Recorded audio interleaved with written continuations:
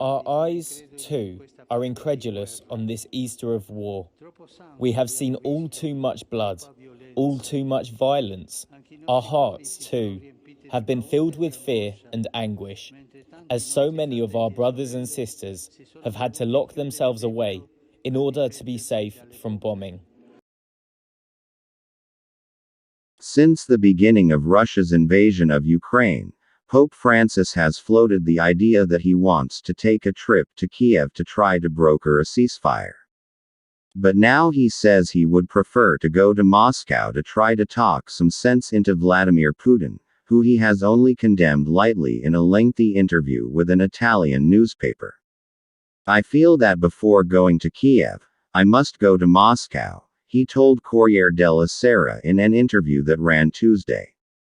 But the meeting would not exactly be to condemn Putin, based on what he told the paper. He said that the real scandal of Putin's war is NATO barking at Russia's door, which he said caused the Kremlin to react badly and unleash the conflict. Francis repeated comments he has made in general audiences and in other interviews that the war is nothing more than a giant opportunity for a trade in arms, and that it is still ongoing because of the constant shuttling of weapons to Ukraine. He has spoken twice by phone to Ukrainian President Volodymyr Zelensky, but mostly to urge him not to fight back. He also went to the Russian embassy to the Holy See days after the invasion began to register his concerns about what was happening.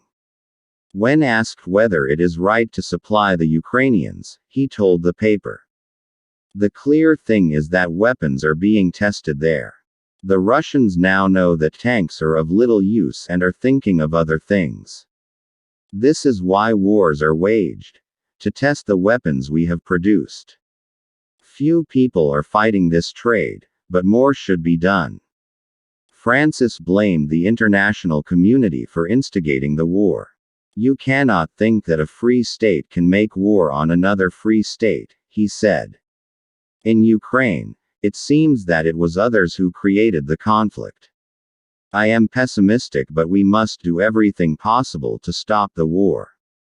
The Pope then said that in a state visit to Rome by Hungarian Prime Minister Viktor Orban, he was told, "The Russians have a plan, that everything will end on May 9th, without giving any further explanation." May 9th is the day Russia celebrates its liberation and the end of World War II.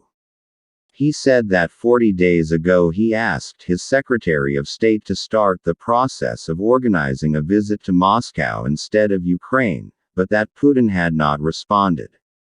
"I am not going to Kiev for now," he said. "I feel that I must not go. First I must go to Moscow. First I must meet Putin. But I am also a priest. What can I do? I do what I can. If Putin would only open the door."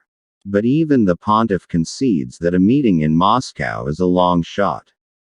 "I fear that Putin cannot, and does not, want to have this meeting at this time," he said.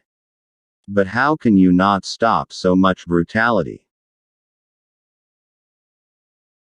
DSE is now available in your country. Subscribe and turn on the notification bell to get more updates on the Russia-Ukraine conflict and more intriguing stories and insights from around the globe.